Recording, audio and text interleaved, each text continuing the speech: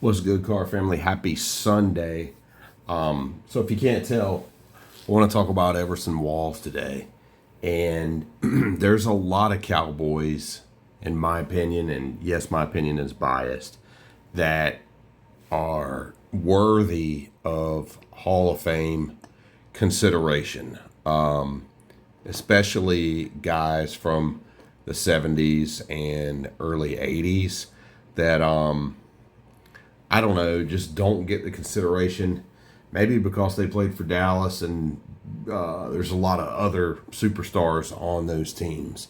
But for me, the leader of that pack and probably the most worthy person of Hall of Fame consideration is Everson Walls, corner for the Dallas Cowboys throughout most of the 80s. And one of my all-time favorite players, especially as a kid growing up.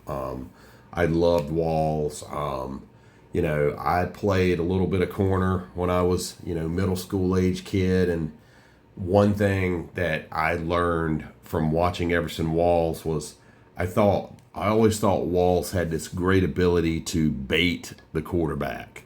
And Walls is one of these guys that I think he would make the quarterback think that the receiver had a step on him or had an edge on him and kind of bait the quarterback into throwing the ball and then take advantage of that with an interception. And that was definitely his calling card, was the interception, which I'll get into some of that here in just a second and talk about, some of his Hall of Fame credentials. But first, we'll run through some cards. I got pretty much his tops run here. So his 82 tops rookie, the 82 tops in action, 83 tops, 84, 85, one of my favorite sets, the 86. He didn't have a 87 card, so then the 88 tops. And then, Walls led the NFL in interceptions 3 times. In 81, 82, and 85. So got all 3 of those up there as well. And I don't collect Walls and, non-Cowboy stuff, but just kind of finish his Cowboy run, right? There's the 89 score and the 89 pro set. So, let me talk about Walls just a little bit. Just for starters, Walls is the only corner in NFL history, and I want you to think about this as far as Hall of Fame credentials go. He's the only corner in NFL history to lead the league in interceptions, lead the NFL, not just the conference, 3 different times. 81 as a rookie, 82, and 85. And as a rookie in 81, Walls had 11, which at that time was tied for 14th best overall in a single season. And now, 40 plus years later, it's still tied for 14th. No one has had more picks than that since Walls. In 2021, Trayvon Diggs had 11. He tied the Cowboys record, but he didn't break Walls' record of 11 picks. And like I said, Walls did it as a rookie.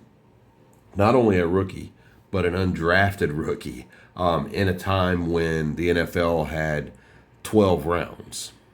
So for those that don't know, the previous year in college at Grambling, Walls had led the nation in interceptions as a senior and went undrafted, and mostly because he ran a 4.7 40, which is rather unacceptable for defensive backs, but Dallas gave him a chance, and he became a starter as a rookie.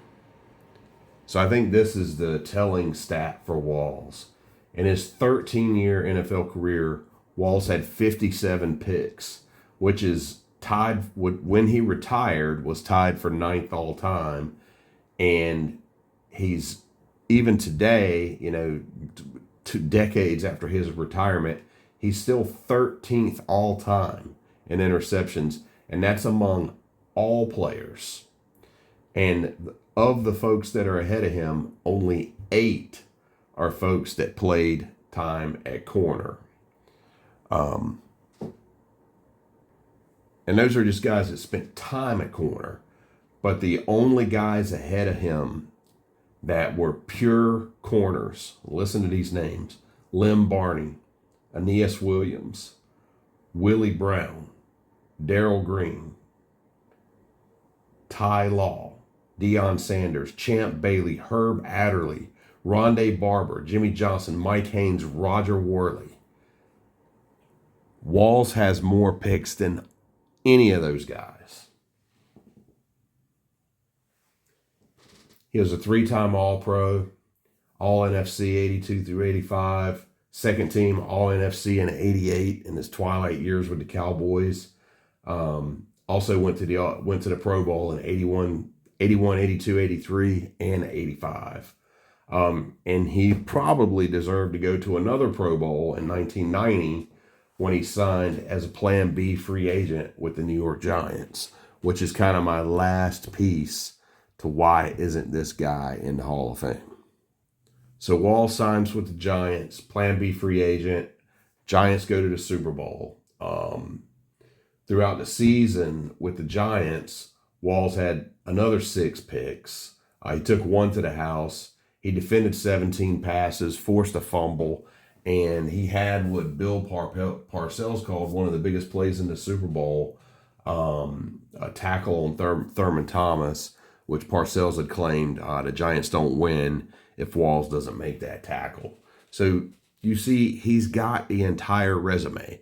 Led the NFL in interceptions 3 times.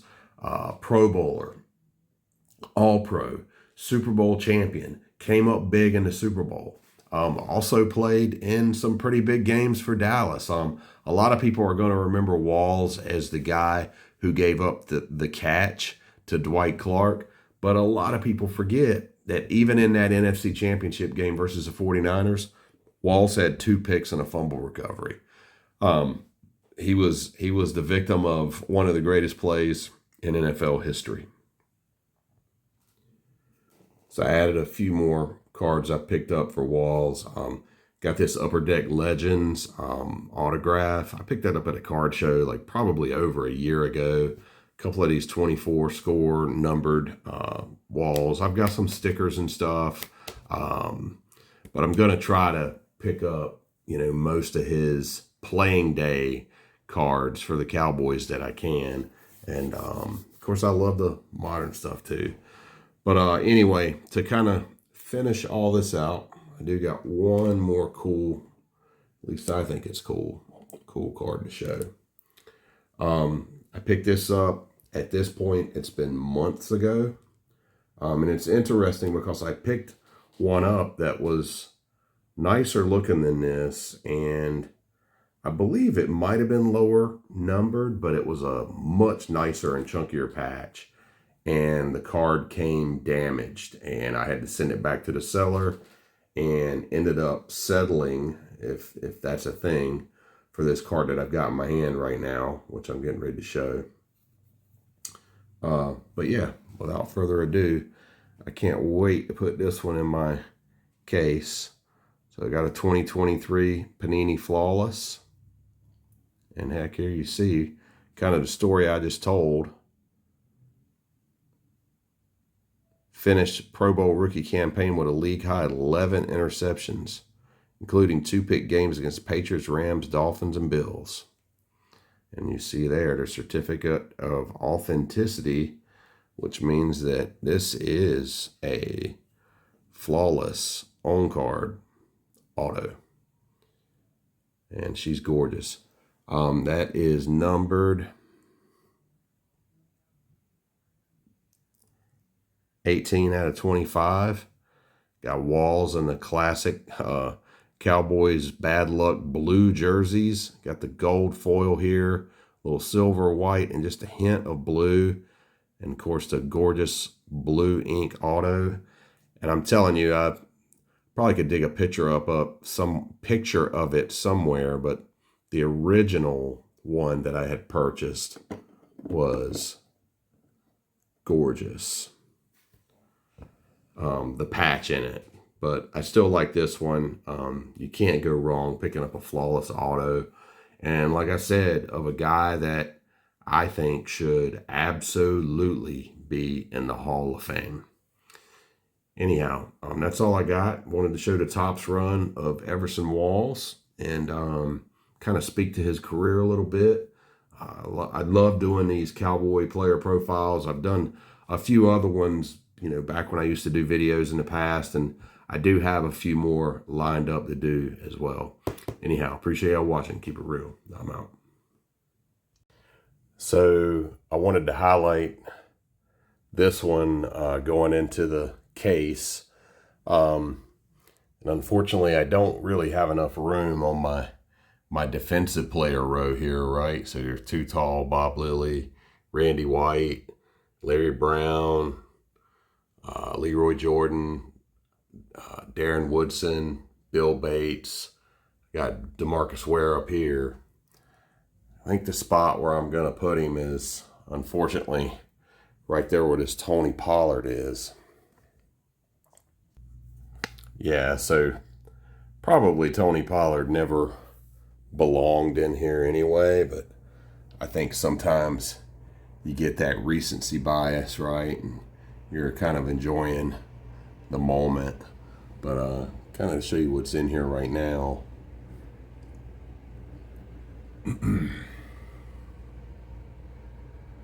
I really need to get another case because I do have a lot of stuff that I'd like to put in here. Unfortunately, there's 3 Zeke autos in here, and probably gonna at least clear out a couple of those. Maybe I'll keep 1 Zeke around. That Tony D. Of course, Staubach, Danny White. Probably keep 1 Zeke around just because I believe he is the Cowboys' 3rd all-time leading rusher. But anyway, found a cool home for Walls right there, and I do believe that he will stay in here. Anyhow, that's all I got. Appreciate y'all watching. Keep it real.